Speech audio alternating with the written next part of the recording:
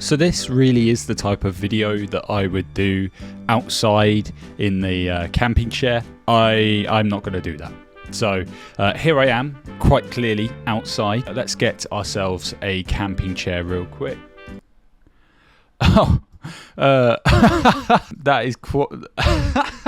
yeah, that's... you know what? Let's go with that. So there's 3 things that I want to talk about in today's video that have been interesting recently in the theme park community. And I kind of want to just comment on them because I can, and that's what I'm going to do. The first is something that I have been well known for talking about in the past, and that's drones over theme parks. And I made it very clear my opinions on drones over theme parks, and since that video's been released, it's become probably quite a lot more widely talked about thing now because so many people started doing it. And as I said in that video back then, we all know that you can legally fly in the airspaces over these theme parks. No one's denying that. Every drone person, that their natural response is they don't own the airspace. We can legally do it. You are 100% correct in most cases. But no one is calling you out over the airspace. They're calling you out because the theme park has asked you not to do it. And there's a moral responsibility. Maybe show some respect to that. And after that last video, I decided I've said enough about drones. I'm not even going to respond to people on the internet. I'm not going to talk about drones anymore. I've said what I need to say. I think I said it pretty well. That's all I need to say. But there is more, especially more recently and this year, because theme parks are having to make their own announcements with regards to drones. What do I mean by this? Well, it means we've had announcements from theme parks basically saying, you know, if you fly a drone over the park, we're going to have to stop running the rides. And that just makes you a dick. They obviously didn't word it like that. And it does make you a massive dick. If you go and fly a drone over the theme park, yes, you legally can do it. But you are ruining a lot of people's day. For what cause? There's this stupid video right here, which I'm not going to tell you what the channel name is because this video infuriates me. They're flying their drone insanely close to the big one, and they titled the video about how the big one's got stuck again and he caught it on his drone. But the big one isn't stuck. The big one has been stopped purposely by the ride team because they're trained to stop rides if they see a drone nearby the ride for safety reasons. And what do we have here? We have a drone flying insanely close to the big one, and he gets even closer. You can see down at the bottom as well, the big one's got a massive queue line. I remember back when that exact thing happened, that exact video clip there. And there were people on the park who did actually confirm that the ride team did purposely stop the big one because of a drone sighting. Let's move to Fort Park. People have been wanting to fly their drones over Hyperia. The Hyperia ride team are trained to stop Hyperia whenever a drone is nearby the ride. And that's exactly what they've been doing. Unfortunately, lots of people want to be flying their drones over Hyperia at the moment. And Hyperia has been stopping because of drone sightings. So this has led to Fort Park only very recently announcing that they have partnered with a company called OSL, which are going to provide counter-drone measures to the park, which is super interesting. It seems like what these counter-drone measures are to do with showing where the drone is located in the sky. So they might have a beacon which would locate a drone's position and also maybe even locate the position of the controller, which means security would be able to locate the pilot of the drone and wherever they're stood. I don't know how this thing works, that's me speculating. Maybe it only shows the location of the drone itself, which is probably more likely. Now, before you go saying this will allow Thorpe to shoot drones out the sky, it won't. That's actually more illegal. I'm going to move on from the drones because there's more to talk about. There's more topics. 3.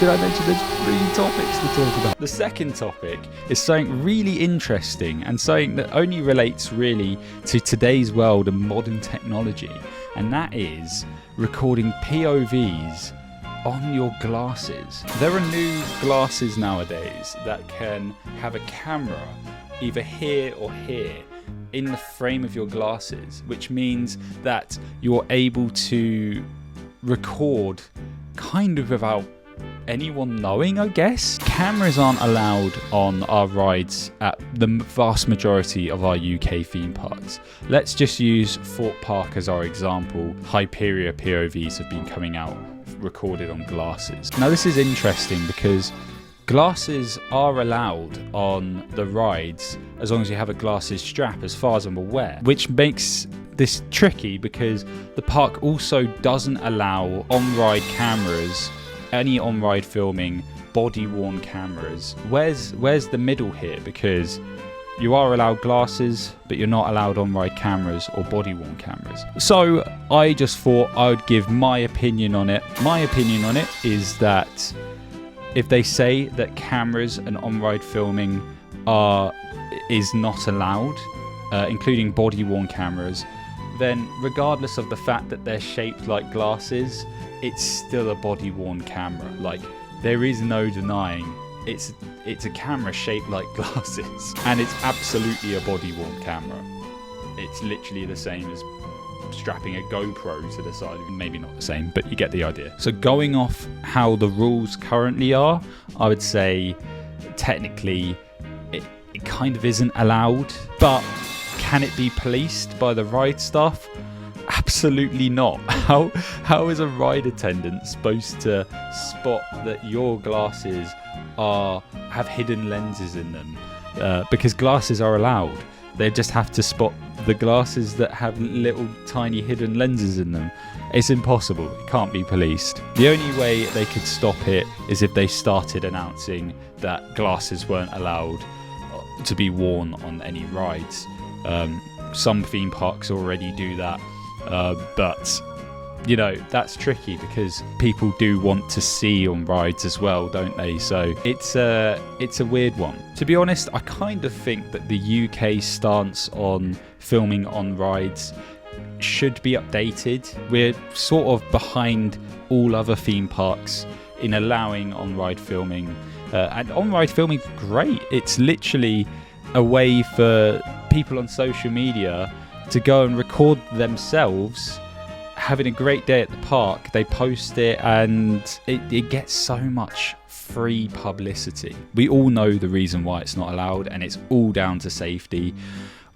You can't guarantee that every single person that records on a ride is going to do it safely, so it's just easier to stop anyone doing it across the board. But there are parks all across Europe that do it successfully, where they allow either a wrist or a chest mount, and it works perfectly fine, and they don't really have any issues with that as far as I'm aware. I definitely prefer wrist mounts to chest mounted every time I film on a ride. It's probably on a wrist strap, and it's always filming myself in some way. I had so many comments on my Voltron video saying about the 360 camera and how it's like, oh, it's orientating towards you. You can go on YouTube and watch a forward-facing POV of Voltron. There's a mounted one from Mac. There's countless ones, all the same, recorded on people's chest mounts. I want to do something a bit different because otherwise it just looks the same as all the others, and that's why I choose to frame myself sometimes in the videos, because it's kind of a personal thing. I like to capture my first reactions to things as well. That's POVs done. The last thing's pretty short, to be honest, and it's to do with the Nemesis Track that was sold. We all saw that. We all wanted a bit of it, and we all couldn't afford it. I wasn't going to spend £350 on a little piece of metal. By God, did I flipping want it. It looked fantastic, amazingly presented by the park, and to be honest, I don't blame them for the price tag. It's sold out instantly. It has massive historical value. It's only worth what someone's willing to pay for it, and so they had to find a price somewhere, and they obviously sold out instantly, so it wasn't too high a price. But even getting to that price for some people who would really want to purchase the Nemesis Track would be difficult, but they would still try their best to get to £350 to purchase that piece of track, to own that piece of history. And sadly, there were some people out there who decided to purchase, snatch up their piece of track and instantly resell it on eBay for vastly more money. Here is the one screenshot that I got sent of the eBay listing, and you can see the starting bid price was 370, so they'd already put a markup on the original 350. And this, I can't stress enough, I was sent this directly after, on the same day that they were sold. This was like instantaneously posted, so the person selling it on eBay didn't have it in their possession. I actually hope that this was a prank. I hope it was a prank, because it would be a new kind of low to purchase what would be a piece of history, something of insane value to someone, to then just only use that as a means for quick profit. But I have hidden the worst part. So the worst part of this screenshot is the fact that it says under the title, sold out, which I'm guessing means no bids happened and it went straight to the buy it now price. And what was the buy it now price? £2,000. £2,000. Now it's hard to tell whether this is real or not. I have no idea, to be honest. I beg that I've been pranked here and this isn't real. But if it is real, this is so nasty and so horrible just for quick profit. Basically, all there is to say to that. Everyone that did get a piece of track, though, I hope it is amazing and it looks amazing. It's brilliantly presented by the park. They look great. The Nemesis trains ran over that track for so many years. That is an amazing piece of history. So there you go. That will do it for this video. If you liked it, then subscribe because you can. If not, then don't subscribe because you can. Thanks for watching. And it's time for me to go over there.